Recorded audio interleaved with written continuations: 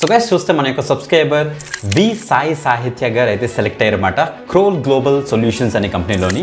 So guys ఇంకొక best part ఏంటంటే ఈవిడ మెడికల్ ఫీల్డ్లో మెడికల్ ఫీల్డ్లోని 4 years డైటీషియన్గా ఈవిడైతే వర్క్ చేశారు. మెడికల్ ఫీల్డ్ నుంచి ఇప్పుడు డైరెక్ట్గా ఐటీ ఫీల్డ్లోకి అయితే జాబ్ కొట్టారు. క్రోల్ గ్లోబల్ సొల్యూషన్స్లోని ఫైనాన్షియల్ అనలిస్ట్గా సెలెక్ట్ అయ్యారు. రైట్ అండి. That to from medical field. True నిజమే. సబ్స్క్రైబర్కి చాలా డౌట్స్ ఉంటాయి. మెడికల్ ఫీల్డ్లో ఉన్న క్యాండిడేట్కి ఐటీ జాబ్ అసలు ఎలా వచ్చింది, అసలు ఏంటి అనేసి చాలామంది ఇంట్రెస్ట్ చూపిస్తారు. ఒకటండి, 4 years నేను పని చేశాను హాస్పిటల్స్లో. నేను ఇన్ఫ్యాక్ట్ కోవిడ్ టైంలో కూడా I was one of the ఏమంటారు ఫ్రంట్ లైన్ వర్కర్ కింద కూడా ఐ వర్క్డ్ అనమాట.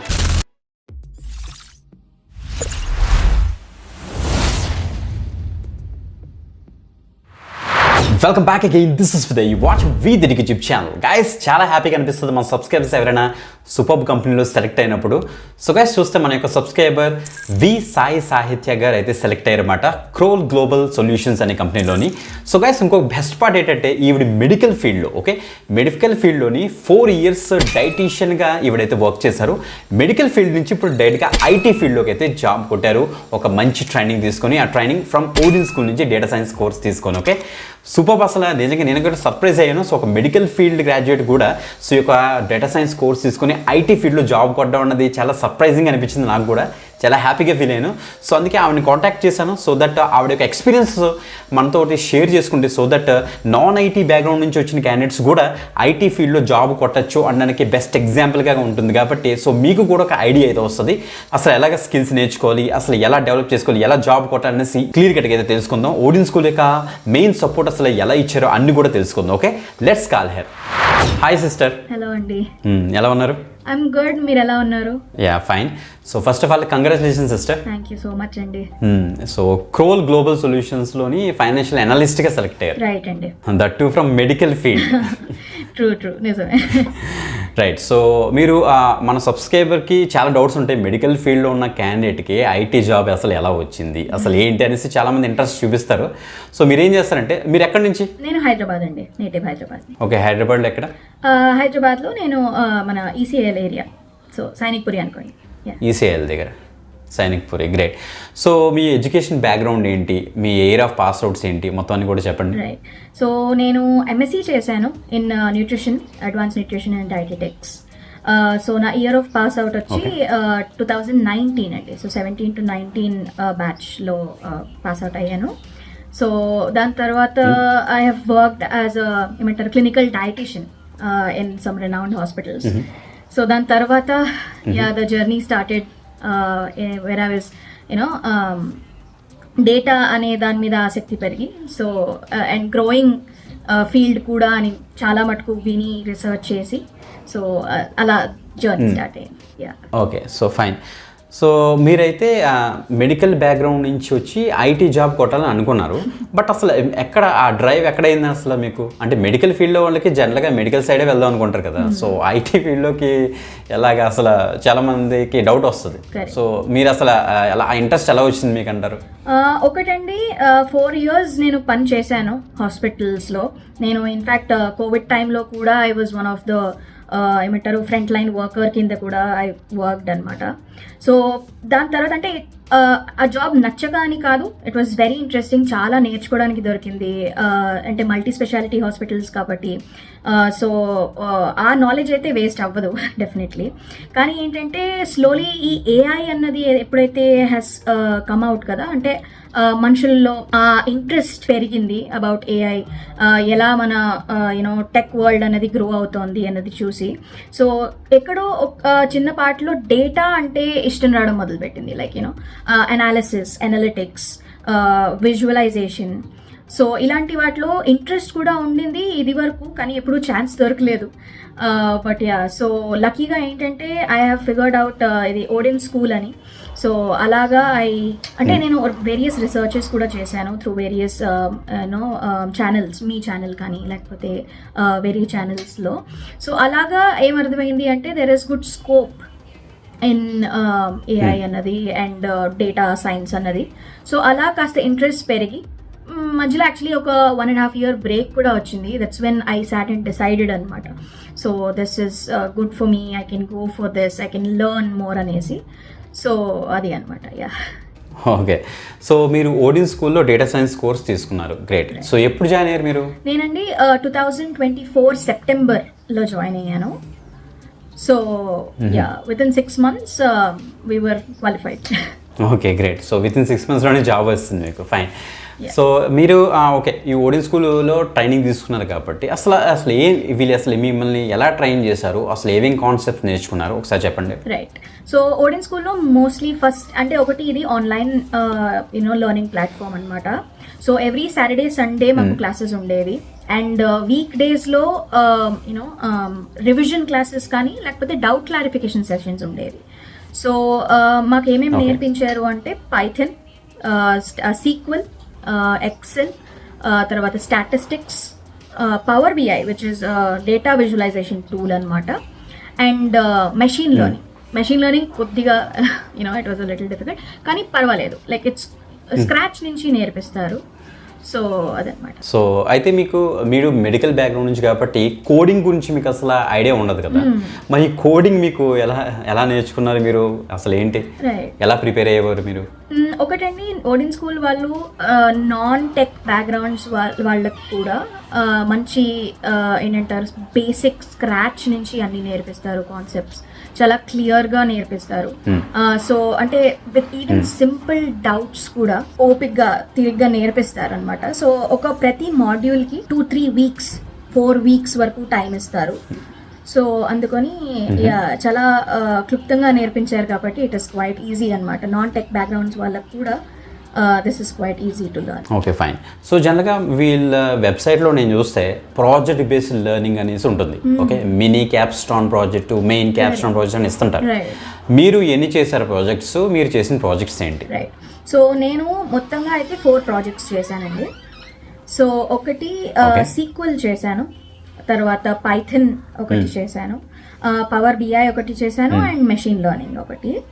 సో సీక్వెల్లో ఏంటంటే they have given us database అనమాట, అమెజాన్ సేల్స్ డేటా అనేసి. సో దాంట్లో మనం చేయవలసిన 3 things ఏంటంటే, ఒకటి డేటా ర్యాంగ్లింగ్ అంటారు, దాని తర్వాత ఫీచర్ ఇంజనీరింగ్ అంటారు, అండ్ ఎక్స్ప్లోరేటరీ డేటా అనాలిసిస్ అంటారు, సో ఈడిఏ. సో ఇవి 3 చేసి అంటే మనం ఒక అనాలిసిస్ చేయాలన్నమాట మొత్తం డేటాబేస్లో. సో ఎలా మనం చేసాము అన్నదాన్ని మళ్ళీ ప్రెజెంట్ కూడా చేయాల్సి వస్తుంది. సో ప్రతి మాడ్యూల్కి ప్రతి క్యాప్స్టోన్ ప్రాజెక్ట్కి ఒక వీక్ టైం ఇచ్చేవారు. సో ఆ టైం అవ్వగానే అంటే ప్రెజెంటేషన్స్ ఉండేవి, అండ్ మనం ఎలా చేయగలిగాం అన్నది మనం వర్బలీ వాళ్ళకి చెప్పగలిగితే it is even more impactful, అంటే మనం చేసిన దాన్ని చూపించడం. సో అలా జరిగింది అనమాట. సో అలా ప్రతి ఇప్పుడు పైథన్ తీసుకున్నాం అనుకోండి, దీంట్లో ఏంటంటే ఓటీపీ డెవలప్మెంట్ ఉండింది. సో ఈ క్యాప్స్టోన్ ప్రాజెక్ట్లో పవర్ బిఐలో కూడా సిమిలర్గా ఒక డేటా సెట్ ఇచ్చి దాన్ని అనలైజ్ చేసి, అది విజువలైజేషన్ టూల్ కాబట్టి సో దాన్ని మనం అంటే విజువలైజ్డ్ ఏంటంటారు మేనర్గా వాళ్ళకి ప్రజెంట్ చేయడం. సో మీరు మెయిన్ ప్రాజెక్ట్ ఏంటి మీది, అంటే మీ యొక్క రెజ్యూమ్లోని మీ ప్రొఫైల్లో యాడ్ చేసిన ప్రాజెక్ట్? మెయిన్గా అయితేనండి I think I would give credits to Power BI. చాలా ఇంపార్టెంట్ ఈ రోజుల్లో. It is an advance Excel kind of software అనమాట. సో మనం ఎక్సెల్లో ఏదైతే చేయగలుగుతున్నామో పవర్ బిఐలో దానికన్నా 10 times ఎక్కువ చేయగలం. విజువలైజేషన్ కానీ వితౌట్ కోడ్స్, చాలా మినిమల్ కోడింగ్తో ఆర్ మినిమల్ యూసేజ్ ఆఫ్ ఫార్ములాస్తో మనం పవర్ బిఐలో చాలా ఈజీగా చేయగలం. అండ్ చాలా విజువలైజ్డ్గా, చాలా కలర్ఫుల్గా, బ్యూటిఫుల్గా we can enhance it and present it అనమాట. So that is one that I chose. Yeah. Yes, Power BI from Microsoft. So okay, మీరు నేర్చుకున్నారు, ఈ మొత్తం ప్రాజెక్ట్స్ అన్నీ చేశారు, హ్యాపీ. సో మాకు ఒక చిన్న డౌట్ ఏంటంటే, మీరు క్లినికల్ ఫీల్డ్లో యాజ్ ఎ డైటీషియన్గా మీకు 4 years ఆఫ్ ఎక్స్పీరియన్స్ ఉందన్నారు. ఇప్పుడు మీరు క్రోల్ గ్లోబల్ సొల్యూషన్లోని ఫైనాన్షియల్ అనలిస్ట్గా జాబ్ కొట్టారు. ఓకే, సో మీరు ఆ మెడికల్ ఫీల్డ్లోని ఎక్స్పీరియన్స్ని కూడా ఇక్కడ కౌంట్ చేశారా, లేకపోతే ఏంటి మీరు ఫ్రెషర్గా జాయిన్ అయ్యారా లేకపోతే ఎక్స్పీరియన్స్డ్ క్యాండిడేట్గా జాయిన్ అయ్యారా మీరు? ఎగ్జాక్ట్లీ చెప్పాలంటే ఫ్రెషరే అనుకోవచ్చండి, బికాజ్ అది నా ప్రీవియస్ ఫీల్డ్ ఏదైతే ఉండిందో అది కంప్లీట్లీ సైన్స్ ఓరియంటెడ్ కాబట్టి. సో వాళ్ళకు కూడా కాస్త కాన్ఫిడెన్స్ రావాలి కదా, దట్ మనం నేర్చుకున్నాం, మన స్కిల్ ఇస్ గుడ్, బట్ అది మనం యూటిలైజ్ చేస్తేనే they will be able to understand మనం ఎంత లర్న్డ్ క్యాండిడేట్ అని. సో ఫ్రెషర్ దో, కానీ టైర్ 2 ఆర్ బ్యాండ్ 2 అంటారు. సో దట్ ఆ స్కోప్లో నాకు జాబ్ వచ్చింది అనమాట. ఈ క్రోల్ గ్లోబల్ సొల్యూషన్స్ అసలు ఏంటి ఆ కంపెనీ, అండ్ మీ యొక్క సెలెక్షన్ అసలు ఎలా జరిగింది, ఎన్ని rounds? Right, scroll global solutions అనేది ఒక ఫైనాన్స్ అడ్వైజరీ కంపెనీ అండి. సో దాంట్లో సెలెక్షన్ అంటే నాకు ఒక జాబ్ ఇంటర్వ్యూ కాల్ అయితే వచ్చింది. సో మాకు 3 రౌండ్స్ ఆఫ్ ఇంటర్వ్యూ అనేది జరిగింది. So first is the HR interview. So basic questions ఉంటాయి about convenience, travel, pay and all that. దాని తర్వాత the main 2 other rounds of interview ఏంటంటే, ఒకటి బేసిక్ అంటే మన బ్యాక్గ్రౌండ్ ఏంటి మీరు ఇప్పుడు అడిగినట్లాగా. సో అలా అనమాట, just to know the candidate and know the mind set of the candidate type of questions అనమాట. Third round technical round. So దీంట్లో ఏంటంటే మోస్ట్లీ మన ఎంఫసైజ్ వీళ్ళు ఎక్కువ చేసేది సీక్వెల్లో, దాని తర్వాత అంటే basic to intermediate questions in sequel, and mostly ఎక్కడైనా వాడేది ఇస్ ఎక్సెల్. సో ఎక్సెల్లో ఆ గ్రిప్ ఉంటే యూనో డేటా కోసమైనా ఫార్ములేషన్కైనా it's quite important, and specially విజువలైజేషన్కి. సో ఈ రోజుల్లో పీపుల్ ఏంటంటే ట్యాబ్లు ఒకటి వాడుతున్నారు, పవర్ బిఐ ఒకటి వాడుతున్నారు. సో అలాంటి దాంట్లో ఎక్కువ నాలెడ్జ్ ఉంటే సో ఇట్ ఈస్ బెనిఫిషియల్ అక్కడ. So that was a point where I got selected అనమాట. సో ఓడియన్ స్కూల్ కన్నా ముందు అయితే నాకు ఇవన్నీ తెలీదు. సో చాలా న్యూ టు టెక్ వరల్డ్ అనమాట నేను.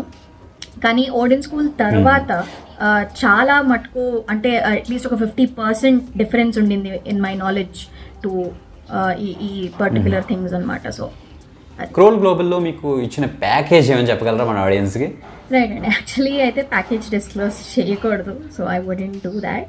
కానీ ఏంటంటే but it is quite satisfactory. అంటే మనం చూసుకుంటే ఇది వరకు నా జాబ్ ప్రొఫైల్ ఏదైతే ఉండిందో సో దాంట్లో చాలా అండర్పేడ్ అన్న ఫీలింగ్ వచ్చేది.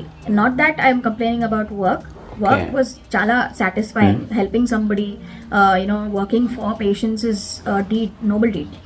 సో ఏంటంటే no complaints on that end. కానీ కెరియర్ వైజ్ గ్రో అవ్వాలి, ఎలివేట్ అవ్వాలి, to be presentable, to be visual అన్నదానికి చాలా మంచి హైక్ అనేది వచ్చింది. So I'm really satisfied with that. Financial అనలిస్ట్గా మీరు అక్కడ అసలు ఏం వర్క్ చేస్తున్నారు? సో ఏంటంటే అండి మోస్ట్లీ క్లయింట్ బేస్ ఉంటుంది ఇదండి.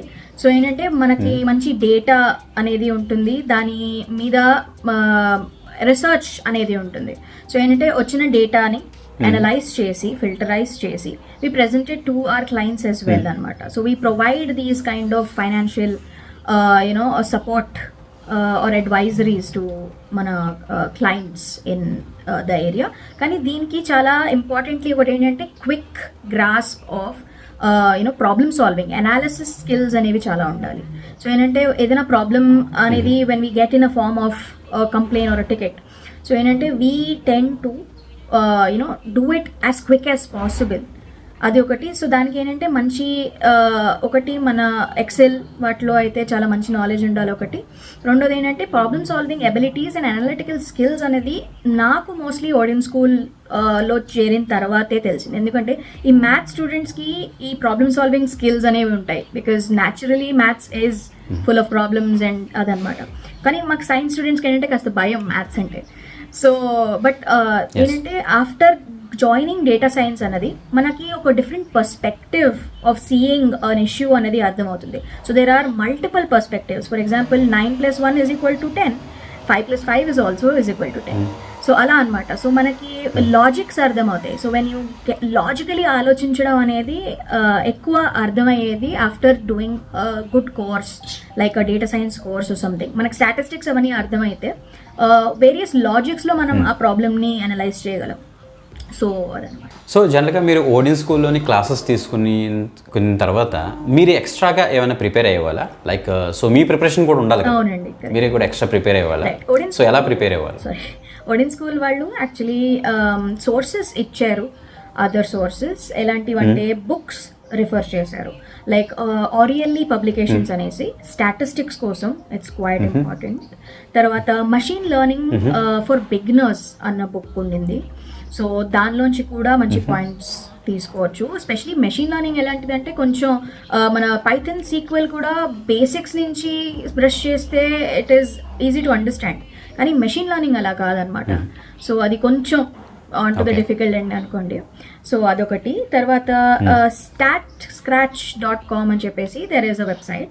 సో దీంట్లో ఒకటి హ్యాకర్ ర్యాంక్ అన్న వెబ్సైట్ ఒకటి, వీటిలో సీక్వెల్ ప్రాక్టీస్ చేసుకోవచ్చు. సో ఇవి రెండు. అండ్ పైథన్ కోసం numpy.org అని చెప్పేసి there is website. So numpys అనేసి ఉంటాయి, pandas అనేసి ఉంటాయి. సో ఇవన్నీ పైథన్లో కాన్సెప్ట్స్ అనమాట. సో ఇవన్నీ ఇంకా క్లియర్గా యూనో స్క్రాచ్ నుంచి నేర్చుకునేదట్లాగా వాళ్ళే ప్రొవైడ్, అంటే వాళ్ళే క్లాసెస్ అప్పుడు చెప్పేవారు మీరు ఇలాంటివన్నీ కూడా చూడొచ్చు అనేసి. సో అలా కూడా సైడ్ బై ప్రిపరేషన్ కూడా ఉంది. Okay, great.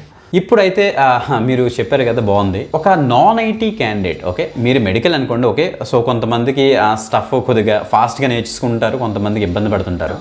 సో ఒక నాన్ ఐటీ క్యాండిడేట్ ఫ్రెషర్ అవ్వచ్చు, లేకపోతే కెరీర్ గ్యాప్ ఉన్న క్యాండిడేట్స్ ఈ యొక్క ఓడియన్ స్కూల్ యొక్క డేటా సైన్స్ కోర్స్ తీసుకొని జాబ్ కొట్టే ఛాన్స్ ఉందంటారా?